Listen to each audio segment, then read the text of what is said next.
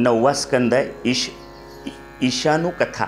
ईशानुकथा शब्दाचा अर्थ ईश्वराच्या कथा किंवा ईश्वराच्या भक्तांच्या कथा. आता या 9व्या स्कंदाचा हा विषय आहे. खरं तर ह्या भक्तांच्या कथा सांगितल्या. भगवंताचे जे भक्त आहेत त्या भक्तांच्या कथा आहेत आणि त्याच्यात 2 प्रकार केलेत. एक सूर्यवंशातल्या राजांच्या कथा आणि चंद्रवंशातल्या राजांच्या कथा. ह्याच्यात एकूण 24 अध्याय आहेत. या 24 अध्यायामध्ये सूर्यवंशातल्या राजांच्या कथा 11 अध्यायात आलेत आणि चंद्रवंशातल्या राजांच्या कथा 13 अध्यायात आलेत. सगळ्या राजांच्या कथा काय आपण बघणार नाही. एक दोन्हीकडल्या 2-2 बघायच्या आहेत. कारण पुढचा जो 10वा स्कंद आहे त्याच्यात 90 अध्याय आहेत. भगवान श्रीकृष्णांचं संपूर्ण चरित्र त्याच्यात आहे. त्यामुळं ह्या 4 कथा बघून ह्याच्यातल्या थोडीशी सुरुवात करून ठेवायची आणि उद्याचा पूर्ण दिवस हा 10व्या स्कंदाला जाईल. आता हे जे ईशानू कथा सांगितलेत त्याच्यामध्ये 2 प्रकारचे आपण हा जो स्कंद आहे त्या स्कंदाच्या पाठीमागची भूमिका काय आहे ती आपण पहिल्यांदा तपासून बघणार आहोत. आपल्या जीवनात 2 प्रकारचे दोष असतात. एक क्रियागत दोष आणि दुसरा वासनागत दोष. क्रियागत दोष म्हणजे काय? माझ्याकडून एखादं चुकीचं कर्म घडलं, निषिद्ध कर्म घडलं तर मला त्याचं पाप लागेल. याला कुठला दोष म्हणायचं? क्रियागत दोष. म्हणजे माझी एखादी चुकीची क्रिया, या चुकीच्या क्रियेमुळं पाप लागणं किंवा दोष लागणं याला क्रियागत दोष म्हणतात. आता हा दोष कसा काढता येतो? तर त्याचं प्रायश्चित्त घ्यायचं. काल आपण बघितलं, प्रायश्चित्त घ्यायचं म्हणजे एकदा घडलेली चूक पुन्हा घडणार नाही यासाठी प्रायश्चित्त घेणे म्हणजे स्वतःला करून घेतलेली शिक्षा. याला काय म्हणायचं? प्रायश्चित्त. आता आणि किंवा प्रारब्धानुसार जे फळ त्याचं भोगावं लागेल, चुकीच्या कर्माचं जे फळ भोगावं लागेल ते फळ भोगून संपवायचं आणि तो दोष निवृत्त करायचा. कुठला दोष? क्रियागत दोष. आता दुसरा एक वासनागत दोष असतो. वासना म्हणजे मुळातून असलेला. कारण क्रिया कुणावर घडते? क्रिया वासनेतून घडते, मुळातून. क्रियेच्या मागं कोण आहे? वासना. म्हणून वासनागत दोष. ह्या वासनागत दोष कसा असतो? क्रिया दिसायला चांगली असते पण वासना पाठीमागची चांगली नसते. दिसायला क्रिया चांगली आहे पण वासना मात्र अशुभ आहे. त्याला वासनागत दोष म्हणतात. एक गोष्ट सांगतो. कृष्णम काका शुक्ल गारगोटीचे नाव ऐकलेलं आहेत तुम्ही. तर त्यांनी सांगितलेली, मला स्वतः त्यांनी सांगितलेली गोष्ट सांगतो. एक ख्रिश्चन जोडपं होतं, ख्रिश्चन धर्मातले पती पत्नी. आता त्या ख्रिश्चन धर्मातलं जे पती पत्नी होती त्या पतीला म्हणजे लग्नानंतर काही दिवसांनी त्याला TB सारखा आजार झाला. TB म्हणजे क्षयरोग. क्षयरोगाचा आजार झाल्यानंतर आता त्यालाचं निदान झालं की त्यावेळी एवढी काही औषधं वगैरे निघालेली नव्हती. आता क्षयरोग बरा होतो. पण ज्या काळात ही घटना घडली त्या काळात त्यांना ऐकायला मिळाली म्हणून त्यांनी मला सांगितले. तर क्षयरोगावर औषध नव्हतं त्यामुळं आता तो एक 6 महिन्यात मृत्युमुखी पडणार म्हणजे त्याचा मृत्यू होणार हे नक्की झालं.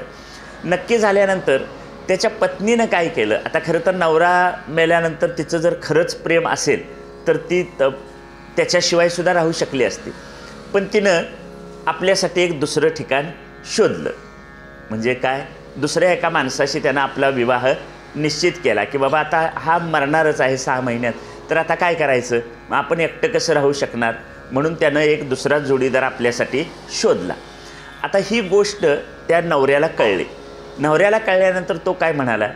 ठीक आहे, माझा मृत्यू होणारच आहे आणि 6 महिन्यानं, त्यानंतर तू एकटी राहण्यापेक्षा तू काय कर, खुशाल त्याच्याशी लग्न कर, माझी काय अडचण नाही. तिला लग्न करायला सांगितलं पण अडचण अशी घडली, त्यांना अट घातली की निदान माझ्या मृत्यूनंतर माझं ते जे काय त्यांच्यात हे करतात थडगं वगैरे हे काहीतरी त्यांचा जो दफनविधी आहे ते माझं थडगं वाळेपर्यंत थांब आणि नंतर तू काय कर, लग्न कर. असं सांगितल्यानंतर 6 महिन्याचा कालावधी गेला.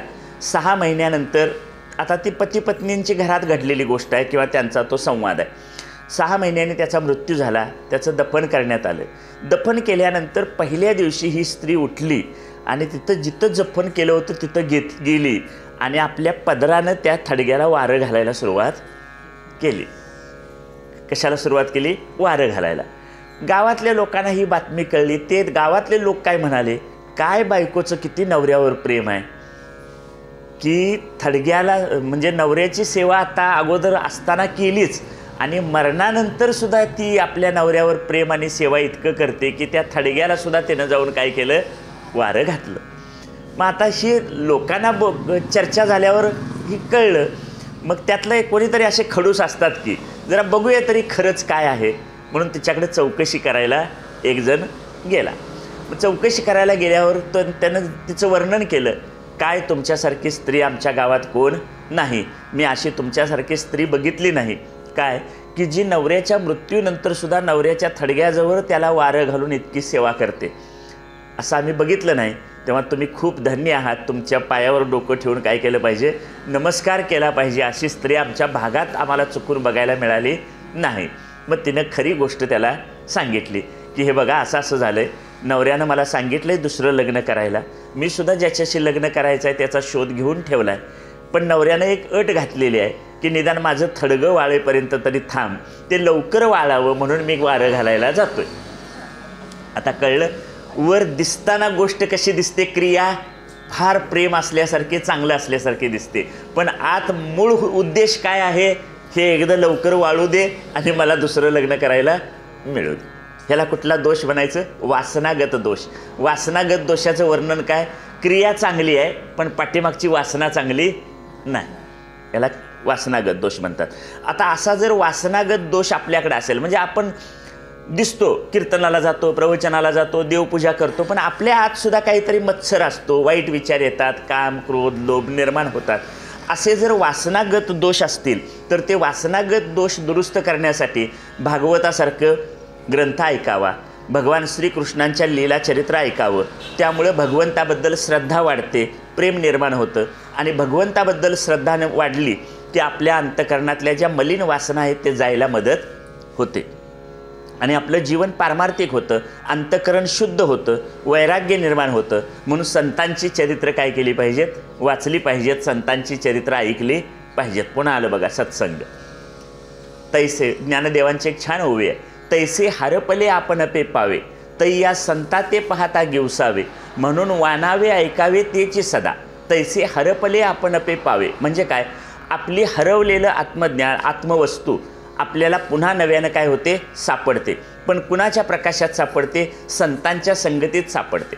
समजा एखादी गोष्ट आपल्या अंधारात पडलेली आहे, अंधाऱ्या खोलीत आपण हातात दिवा घेऊन गेलो तर दिव्याच्या उजेडात आपलीच हरवलेली वस्तू आपल्याला काय होते, सापडते. संत हे सुद्धा आमच्या जीवनात दीपस्तंभासारखे आहेत. संत हे कुणासारखे आहेत, दीपस्तंभासारखे आहेत. संतांच्या प्रकाशात संतांच्या उजेडात आपल्याला आपली हरवलेली आत्मवस्तू पुन्हा नव्यानं काय होते, सापडते. नवीन ती काही निर्माण करायची नाही. संत सोडून दुसऱ्या कुणाच्याही संगतीत गेलो तर आम्हाला ती आत्मवस्तू देण्याचं सामर्थ्य नाही. आमची हरवलेली वस्तू आत्मवस्तू सूर्याच्या प्रकाशात दिसत नाही, चंद्राच्या प्रकाशात दिसत नाही, पण संतांच्या ज्ञानाच्या प्रकाशात मात्र ती आपल्याला काय होते, दिसते. म्हणून सतत कुणाच्या संगतीत राहावं, संतांच्या संगतीत राहावं. हरिपाठात म्हटलंय, संतांचे संगती मनोमार्ग गती, आकळावा श्रीपती येणे पंते. श्रीपती म्हणजे भगवंत श्रीकृष्ण. श्रीकृष्णाचं ज्ञान आम्हाला कुणाच्या संगतीत होईल, संतांच्या संगतीत होईल. म्हणून सतत कोणाची संगत करावी, संतांच्या सहवासात राहावं, संत चरित्र ऐकावीत, संतांचंच नाम घ्यावं, संतांच्या कथा ऐकाव्यात. त्यांनी जीवनचरित्रात तुमच्या आमच्या जीवनातच फक्त अडचणी येत अशातला काय भाग आहे काय. आम्ही थोड्या थोड्या संसारात येणाऱ्या थोड्या थोड्या अडचणींनी गांगरून जातो.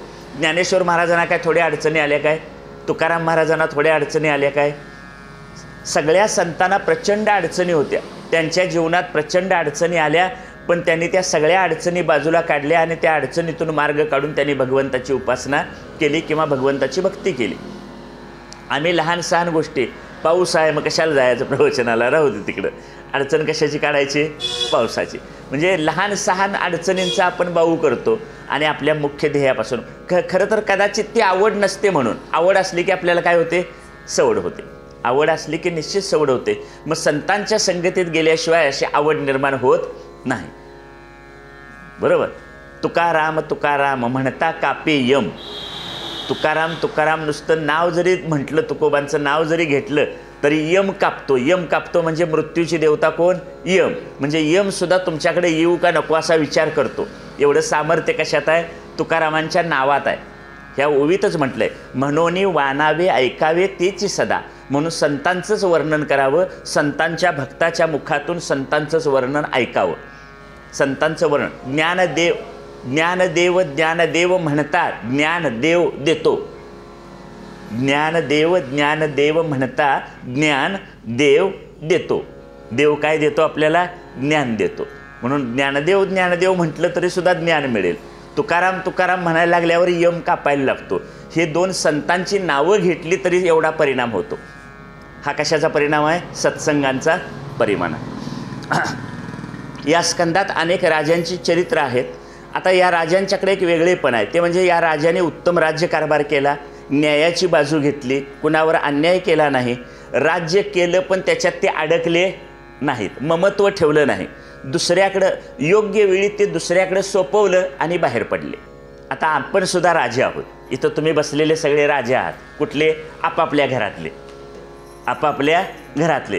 आम्ही कुटुंब प्रमुख आहोत. कुटुंब प्रमुख म्हणजे आम्ही आमच्या घरातले कोण आहोत? राजे आहोत. मग आता सुद्धा काल आपण एक 4 आश्रम बघितले.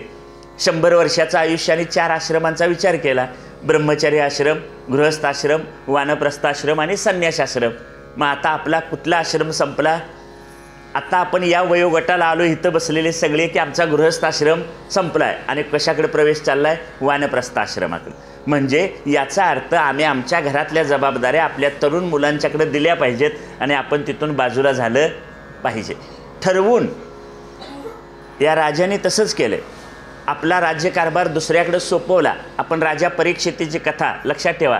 परीक्षितीला जेव्हा कळलं की 7व्या दिवशी तक्षक सर्पाच्या दंशानं मृत्यू होणार आहे, त्यानं आपला मोठा मुलगा जन्मेजयाकडे राज्य सोपवलं. रडत बसला नाही. आता जरा खाया प्यायचे दिवस आले नाही, आता मी लगेच जायचा कसा?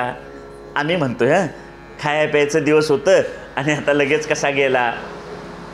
राज्य वैभव होतं, त्यानं लगेच काय केलं? आपल्या मुलाकडे ते सोपवलं आणि भगवंताचं चिंतन करायला गंगा नदीच्या काठावर निघून गेले. शुकाचार्य भेटले, सत्संग लाभला आणि 7 दिवसात काम होऊन गेलं. आता आम्हाला सुद्धा हेच सांगितलं, आपलं घरसुद्धा एक राज्य आहे. 100 वर्षाचं आयुष्य मिळालं. आपण सुद्धा हे योग्य वेळी राज्य, आपलं राज्य आपल्या घरातल्या नव्या पिढीकडे काय केलं पाहिजे? सोपवलं पाहिजे. आणि कुठं गेलं जावं? ते हरिद्वारला गेले, गंगा नदीला. निदान आपण आळंदी पंढरपूरला तरी जावं. घरातून बाहेर पडावं आणि आळंदी पंढरपूरला जावं आणि आपल्या आयुष्याची सांगता करावी. सोडून देणं जमलं पाहिजे.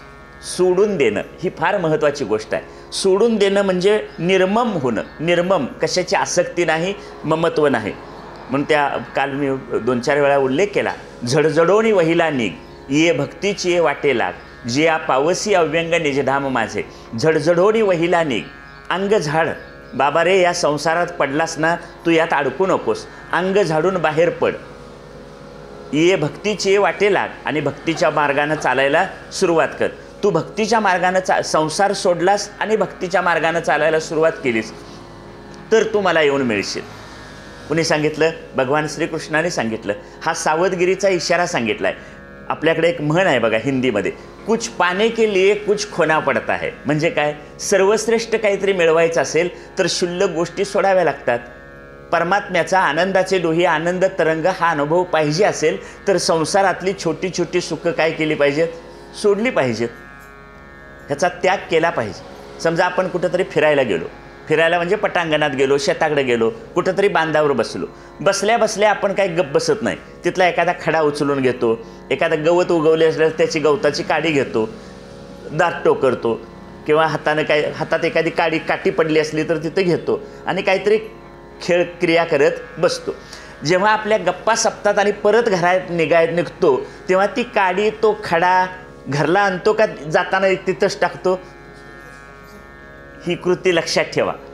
असं सहज काहीतरी सोडता आलं पाहिजे. जसं गप्पा मारायला बसल्यानंतर गवताची काडी, एखादा कडा हातात काठी घेतो आणि तिथून उठताना ते सोडून तिथं टाकून उठतो घरी जायला, तसं काडी ते कसपट टाकल्यासारखं हे सगळं बाजूला ठेवता आलं पाहिजे. याला म्हणायचं आसक्तीरहित होणं, निर्मम होणं, निर्वासन होणं. ह्यालाच दुसरं नाव शास्त्रातलं आहे वैराग्य. रामकृष्ण परमहंस आणि स्वामी विवेकानंदांचे एका चर्चेतला प्रसंग आहे. ते असं म्हणतात, गंगा नदीच्या काठावर एक नाव उभा होती. गंगा नदीच्या काठावर एक नाव उभा होती. नाव कशासाठी? अलीकडनं पलीकडे जाण्यासाठी. संध्याकाळची वेळ झाली. संध्याकाळी 6-7चा सुमार झाला. 4 माणसं त्या नावेत बसली आणि पलीकडे जाण्यासाठी त्यांनी नाव वलवायला सुरुवात केली. 6-7चा वेळ म्हणजे अंधार पडला होता. वल्ल घेतल्याने वलवायला सुरुवात केली. 8 वाजले, 9 वाजले, 10 वाजले, 11 वाजले तरी नाव काय पलीकडच्या काठावर गेली नाही. दुसऱ्या दिवशी पहाट झाली. हळूहळू उजेड व्हायला लागला, उजाडलं असं म्हणू. उजाडल्यानंतर त्यांनी बघितलं की आपण अजून याच काठावर कसे काय आहोत, पलीकडे का पोचलो नाही. त्यांच्या लक्षात आलं नाव वाऱ्यानं हेलकावी नये म्हणून त्याला दोरी बांधून ठेवली होती, ती दोरीच सोडायला नव्हती. त्यामुळं रात्रभर वल्ल मारलं पण नाव काय पलीकडच्या काठावर गेले नाही. गोष्ट का सांगितल्या सर? आमचं सुद्धा असंच आहे सगळं.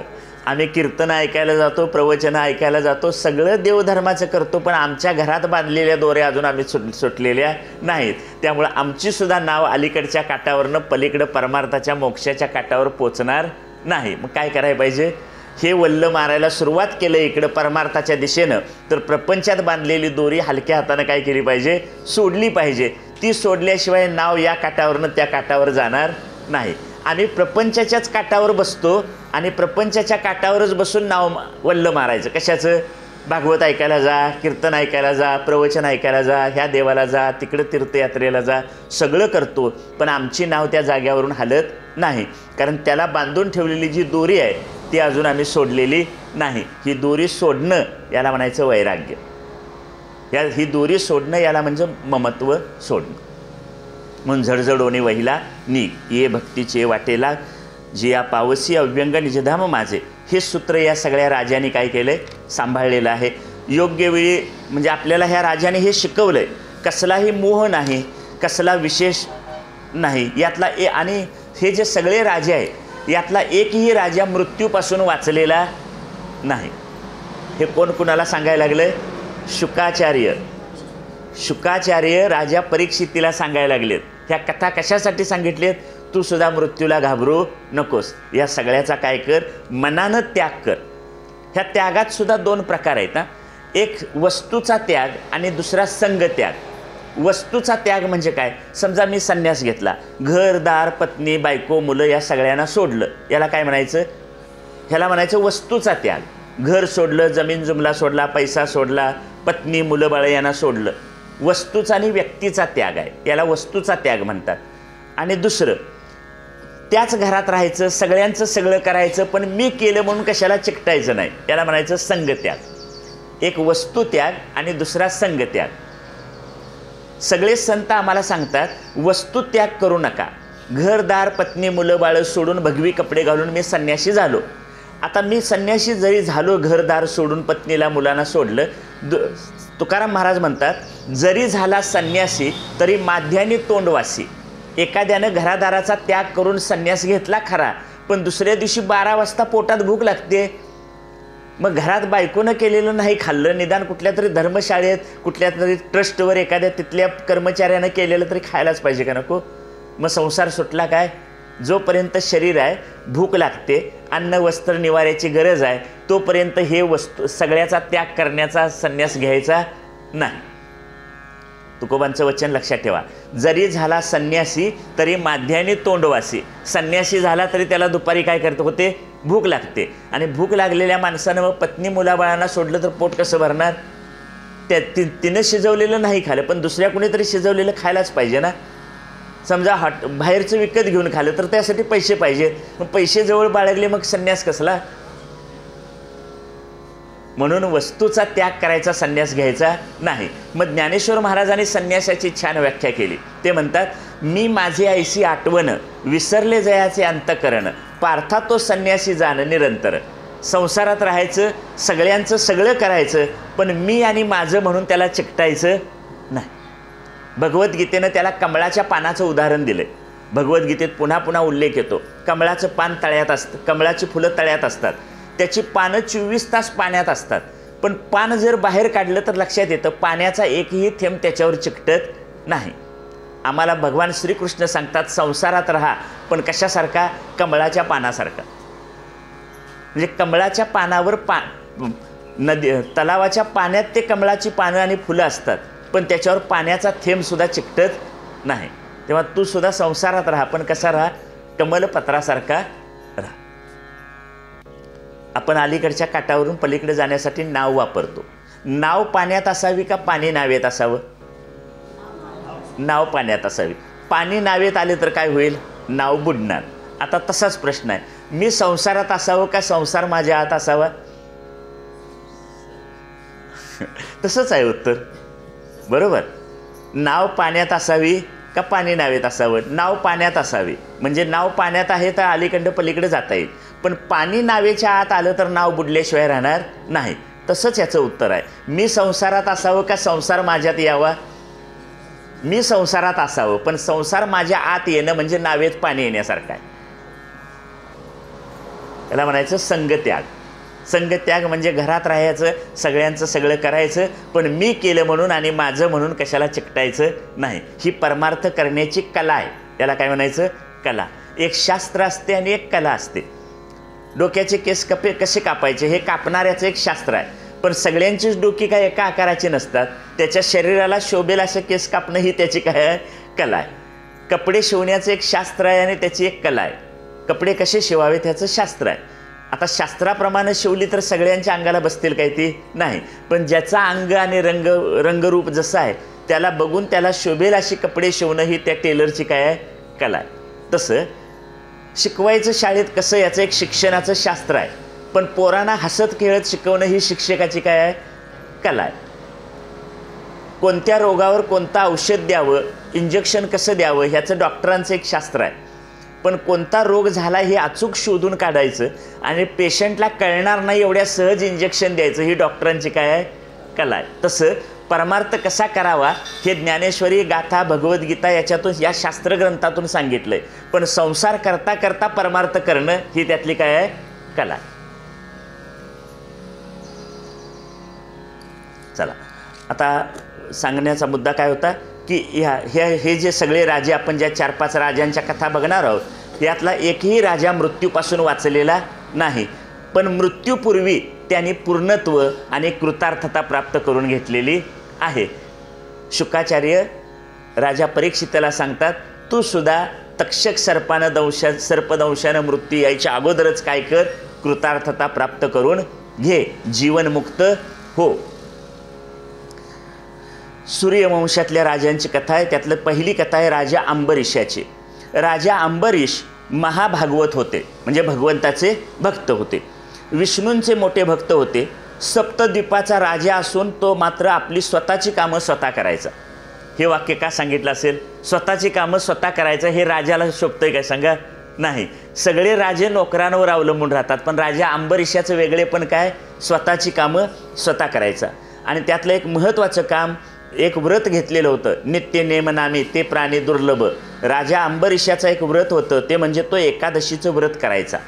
एकादशीचं व्रत कसं करायचं ते फक्त सांगतो मी, जसं सांगतोय तसं अजून मी सुद्धा केलेलं नाही, पण ऐकून ठेवा. एकादशी कशी करायची असते? दशमी आहे, नवमी झाली दशमी. दशमीला संध्याकाळी जेवायचं नाही.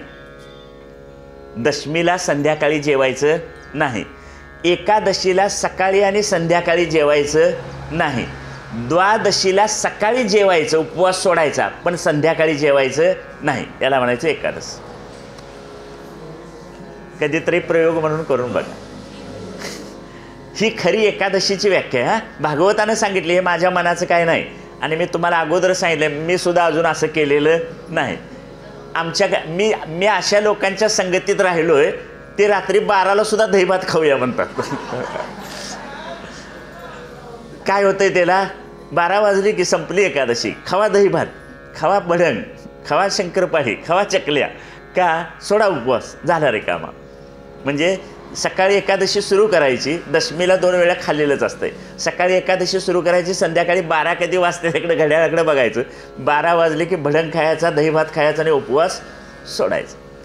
खरी एकादशी अशी आहे, दशमीला संध्याकाळी काही खायचं नाही, एकादशीला पूर्ण दोन्ही वेळेला काही नाही, द्वादशीला सकाळी उपवास सोडायचा, संध्याकाळी काही खायचं नाही.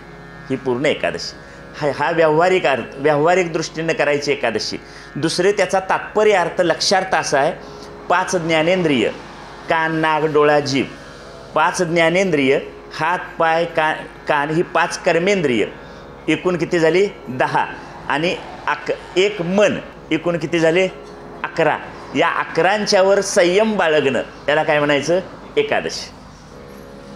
संयम बाळगणं म्हणजे डोळ्यांनी बघू नये ते बघायचं नाही, कानाने ऐकू नये ते ऐकायचं नाही, जिभेनं खाऊ नये ते खायचं नाही, नाकानं ज्याचा वास घेऊ नये तो घ्यायचा नाही.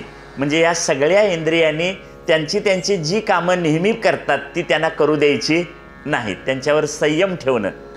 5 ज्ञानेंद्रिय, 5 कर्मेंद्रिय आणि 1 मन यांना आवरणं याला म्हणायचं खरी एकादशी.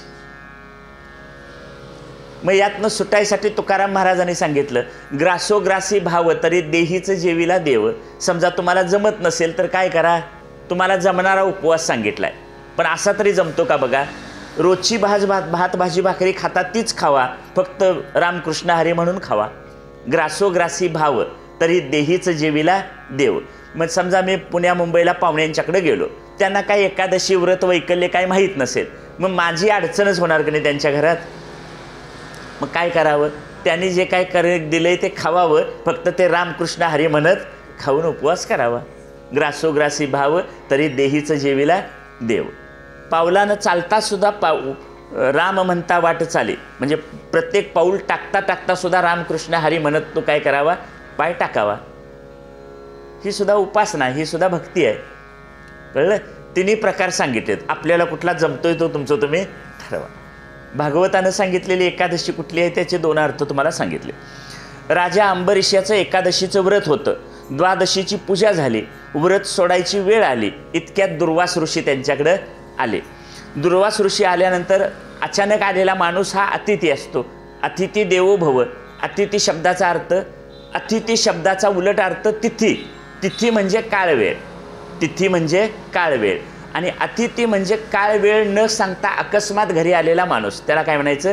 अतिथी. आणि आपल्या संस्कृतीनं सांगितलंय अतिथी देवो भव. असा अकस्मात घरी आलेला माणूस हा कुणासारखा असतो? देवासारखा असतो. म्हणून अतिथीला आग्रहानं खायला प्यायला द्यावं. मग दुर्वास ऋषी आले. आता त्यांनी जेवायला बसायची विनंती केली, पण दुर्वास ऋषीच आहेत ते, क्रोधी होते, राग यायचा त्यांना. ते म्हणाले मी जरा आंघोळ करून येतो. आंघोळीला गेले, ते काही लवकर आले नाहीत. आता काय करायचं? योग्य वेळी व्रत काय केलं पाहिजे? सोडलं पाहिजे, उपवास सोडला पाहिजे, अन्न ग्रहण केलं पाहिजे. मग आता काय करू असा प्रश्न अंबरीश राजाला पडला. दुर्वास ऋषी तर अजून आलेले नाहीत. ते येण्याच्या अगोदर आपण जर अन्न खावावं तर अतिथीचा काय होईल? अपमान होईल. मग त्यानं काही ब्राह्मणांना विचारलं की अशा प्रसंगी काय करावं. तेव्हा ब्राह्मणाने त्यांना उपदेश दिला, सल्ला दिला की तुम्ही भगवंताच्या पायाचं चरणतीर्थ घ्या आणि उपवास सोडा. त्या अंबरीश राजानं भगवंताच्या पायाचं चरणतीर्थ घेऊन काय केला? उपवास सोडला. दुर्वास ऋषी आपलं काम आवरून, आंघोळ आवरून आले. आल्यावर त्यांना कळलं की ह्यानं पाण्यात तीर्थ घेऊन काय केला? उपवास सोडला. त्यांना राग आला. कुणाला राग आला? दुर्वास ऋषींना राग आला. आता दुर्वास ऋषींना राग आल्याबरोबर ते म्हणाले, माझा अतिथी म्हणून तू अपमान केलास, माझा तू अतिथी म्हणून अपमान केलास, तू नाश पावशील. असं म्हणून त्याने आपल्या डोक्यावरची एक जटा काढली आणि ती जमिनीवर आपटली. त्यातून एक कृत्या उत्पन्न झाली आणि ती कृत्या अंबरीश राजाला मारायला धावली. मारायला धावल्याबरोबर भगवान विष्णूंचं चक्र आलं. कारण राजा अंबरीश कुणाचा भक्त आहे? विष्णूंचा भक्त आहे. अंबरीशाचं चक्र, भगवान विष्णूंचं चक्र आलं आणि त्याने त्या चक्रानं कृत्याला जाळून टाकलं. नंतर ते कृत्याला जाळून टाकल्याबरोबर ही कृत्या ज्यांनी निर्माण केली त्या दुर्वास ऋषींच्या पाठीमागे चक्र लागलं. चक्र दुर्वास ऋषींच्या मागं लागलं. दुर्वास ऋषी पळायला लागले. पळत पळत ब्रह्मदेवाकडे गेले. ब्रह्मदेव म्हणाले हे चक्र थांबवणं ही माझ्या हातातली काय गोष्ट नाही. नंतर ते शंकरांच्याकडे गेले. शंकर म्हणाले हे काय माझ्या हातातलं काम नाही, ज्यांनी ते सोडलंय त्यानेच ते सांभाळायला पाहिजे. मग ते कुणाकडे गेले? भगवान विष्णूंच्याकडे गेले. भगवान विष्णू म्हणाले मी भक्ताच्या अधीन आहे, मी भक्ताच्या अधीन आहे, मी पराधीन आहे. सध्या माझं चक्र अंबरीश राजाच्या सेवेत आहे, त्यामुळं त्यानं सांगितलं तरच ते थांबेल. तेव्हा तुम्ही कुणाकडे जावा? अंबरीशाकडे जावा. म्हणजे आता ज्याच्यासाठी कृत्या निर्माण केली होती आणि ज्याला शाप दिला होता त्याच्याकडेच जाण्याची पाळी कुणावर आली? दुर्वास ऋषींच्याकडे आली. अंबरीश क्षमा करतील तर हे चक्र थांबे. दुर्वास ऋषी पळत पळत अंबरीशाकडे गेले. त्याच्या पायावर पडले.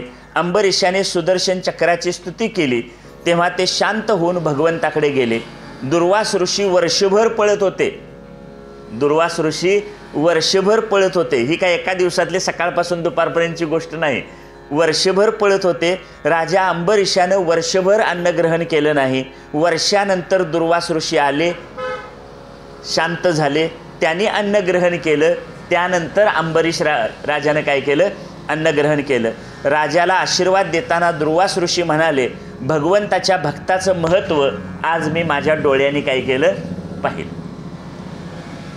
चला, त्यानंतर सूर्यवंशातले दुसरे राजे आहेत भगवान राम. आता राम ही एक स्वतंत्रच व्यक्तिरेखा आहे. म्हणजे जसं कृष्णाचं चरित्र आहे तसं रामाचंही आहे, पण दोघांच्या चरित्रात एक मूलभूत फरक आहे. सूर्यवंशातल्या इक्ष्वाकू वंशात राजा रघु होऊन गेला. रघुचा पुत्र अज, अजाचा पुत्र राजा दशरथ आणि राजा दशरथाचा पुत्र भगवान रामचंद्र प्रगट झाले. श्रीराम अवतार हा विलक्षण सुंदर अवतार आहे. मनाच्या शुद्धीसाठी आपण रामचरित्राचं आचरण केलं पाहिजे. रामचरित्र हे आचरणीय आहे आणि कृष्णचरित्र चिंतनीय आहे. कृष्णाच्या चरित्राचं आचरण करून नाही चालणार, कारण कृष्णाने किती पत्नी केल्या माहिती आहे ना तुम्हाला? अनेक स्त्रियांशी त्यांनी काय केलं? लग्न केलं. आणि रामाने एक पत्नी व्रत सांभाळलं. आता ते दोन्ही चरित्रातले कथाभाग पुढे येणार आहे, पण म्हणून मी काय वाक्य म्हटलं? भगवान श्रीकृष्णांचं चरित्र लीला आहेत त्या चिंतनीय आहेत आणि रामाचं चरित्र माणूस म्हणून, मानव धर्माचं, सद्धर्माचं आचरण म्हणून आचरणीय आहेत. म्हणून आपण पहिल्यांदा मनाच्या शुद्धीसाठी कुणाच्या चरित्राचं चिंतन करावं? रामाच्या. अगोदर रामाच्या चरित्राचं चिंतन करावं आणि मग कृष्णांच्या लीला आहेत त्याचं काय करावं? चिंतन करावं. श्रीकृष्णाने मानव धर्माचं पालन केलं. श्रीरामाने मानव धर्माचं पालन केलं तर भगवान श्रीकृष्णाने ईश्वर धर्माचं पालन केलं. भगवान श्रीरामाचं चरित्र म्हणजे आदर्शाची परिसीमा आहे. इतके आदर्श त्यांच्या जीवनात आहेत. एक पत्नी व्रताचं पालन केलं, हा महत्त्वाचा काय आहे? त्यांचा आदर्श आहे. म्हणून श्रीरामांना आदर्शाचा मानदंड म्हणतात. भगवान श्रीरामाने आपल्या जीवनात सर्व धर्मांचा निर्वाह केला. कोणकोणते धर्म केले बघा? पहिल्यांदा एक पत्नी व्रताचं पालन केलं. राजा दशरथ आणि कौसल्या यांच्या बाबतीत त्यांनी पुत्र धर्माचं पालन केलं. म्हणजे राजा दशरथानं कैकेयीला वचन दिलं होतं, तू काय मागशील ती तुझी इच्छा पूर्ण करीन म्हणून. आणि कैकेयीनं काय वर मागितलं? इच्छा मागणी केली, माझ्या भरताला राज्य दे आणि रामाला वनवासात पाठव. वडिलांचं वचन पूर्ण करण्यासाठी राम कुठं गेले? वनवासात गेले. रामाने दिलेलं नव्हतं. आत्ताचा एखादा रामचंद्र घरात असला तर तो काय म्हणेल? वडिलांना कोर्टात खेचतो. बरोबर? वडिलांना कोर्टात वगैरे काही कुठं खेचलं नाही, त्यांच्यावर कुठं गुन्हा दाखल केला नाही. काय केलं? आई वडिलांच्या आज्ञेचं पालन केलं, त्यांनी दिलेलं वचन पूर्ण केलं. म्हणून त्यांनी पुत्र धर्माचं पालन केलं. त्यानंतर त्यांनी विश्वामित्रांच्या यज्ञाचं रक्षण केलं आणि वसिष्ठांच्याकडे जाऊन ज्ञान घेतलं आणि शिष्य धर्माचं सुद्धा त्यांनी काय केलं? पालन केलं. रावणाचा त्यांनी वध केला. रावण वधानंतर भरताच्या आठवणीनं ते व्याकुळ झाले, कारण भरताने स्वतः राज्य स्वीकारलेलं नव्हतं. रामांचंच राज्य रामाच्या पादुका ठेवून त्यांनी काय केलं? चालवलं. खरं तर भरत आणि कैकेयी ही एक विजोडच जोडी आहे. मी तुम्हाला विसंगती काल सांगत होतो. रावण आणि बिभीषण ही काय आहे? विसंगती आहे. रावण रामाचा द्वेष करणार आहे आणि बिभीषण रामाचा भक्त आहे. आणि कैकेयी आणि भरत, भरत रामावर प्रेम करणार आहे आणि कैकेयी रामाचा द्वेष करणारी आहे. म्हणून ती काय आहे? विसंगती आहे. बरोबर? पुढं रावण वधानंतर, म्हणजे रावणाचा वध झाल्यानंतर भरताची आठवण आली त्यांना आणि आपल्या भरतासाठी ते तातडीनं अयोध्येला परत गेले. या ठिकाणी त्यांनी भ्रातृधर्माचं, बंधुधर्माचं काय केलं? पालन केलं. वालीला इंद्राचं वरदान होतं. काय? की जो कोणी त्यांच्या समोर येईल त्याची अर्धी शक्ती वालीला मिळेल. वालीला कोणतं वरदान होतं? वालीशी युद्ध करायला जो कोणी समोर येईल तो समोर आलेल्याची अर्धी शक्ती कुणाला मिळणार? वालीला मिळणार. समजा वालीशी युद्ध करायला राम समोर गेले तर रामांची अर्धी शक्ती कुणाला मिळणार? वालीला. मग पराभव कुणाचा झाला असता? रामांचा. म्हणून रामाने झाडाच्या आडून काय केलं? वालीचा वध केला आणि त्याचा भाऊ जो सुग्रीव त्याला राज्य अर्पण केलं. म्हणजे ते सुद्धा काय आपण घेतलं नाही. बरोबर. इंद्राच्या वरदानाचा मान राखला आणि सुग्रीवाला त्याचं अर्ध राज्य देऊन वचनपूर्ती केली. इतर रामाने मैत्री धर्माचं, सखा धर्माचं पालन केलं. बिभीषण शरण आल्यावर युद्धापूर्वीच त्याला लंकेचं राज्य, खरं रावणाचा वध केला, लंका जिंकली, कुणी घ्यायला पाहिजे होती? रामाने. पण ती दिली कुणाला? बिभीषणाला दिली. पत्नीवर संकट आलं, पत्नीला रावणानं पळवून नेलं, तेव्हा रावणाशी युद्ध करून तिला सोडवून आणलं. यावेळी त्यांनी पती धर्माचं पालन केलं. म्हणजे पत्नी संकटात असताना तिला सोडवण्याचं काम केलं. आता आमची पत्नी काय अशा प्रकारच्या संकटात नाही, पण ती आजारी पडली तर दवाखान्यात नेणं हा पतिधर्म आहे. बरोबर. आपल्या अलीकडच्या काळाशी जोडून घ्यायचं. पत्नी आजारी पडली, ती आजारी असेल तर तिला दवाखान्यात औषध उपचार करणं हे पती म्हणून काय आहे? कर्तव्य आहे. रामाने पती धर्माचं पालन केलं. प्रसंगी सीतेचा त्याग केला. का तर राज्यातले लोक तिच्याबद्दल बरं वाईट बोलायला लागले आणि राजधर्माचं पालन करून त्यांनी काय केलं? सीतेचा त्यागसुद्धा केला. राम रावण युद्धाच्या दिवशी, भागवतात असं म्हटलंय, राम रावण युद्धाच्या दिवशी पहिल्या दिवशी रावण म्हणाला की मी थकलोय, मी युद्ध करून काय केलंय? थकलोय. आता थकलेल्या रावणाला मारणं काय अवघड होतं काय? सहज शक्य होतं. पण रामाने त्याला आराम कर आणि उद्या युद्ध करायला ये असं सांगून काय केलं? सोडून दिलं. इथं त्यांनी शत्रू धर्माचं पालन केलं. आणि शेवटी तर सांगतात रावण वधानंतर रावणाचा वध केल्याबरोबर बिभीषणाच्या बरोबरीनं